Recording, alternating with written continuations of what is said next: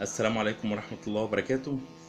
النهاردة انتظروني في فيديو جديد هنصنع فيه الدبابة الدبابة الحربية عشان تكون جيش قوي جدا. آه، آه، عندك في البيت تقدر تعمل المغامرات اللي بتشوفها في الأفلام والتلفزيون. حاجة هتبقى جامدة جدا زي ما انتم شايفين يا جماعة.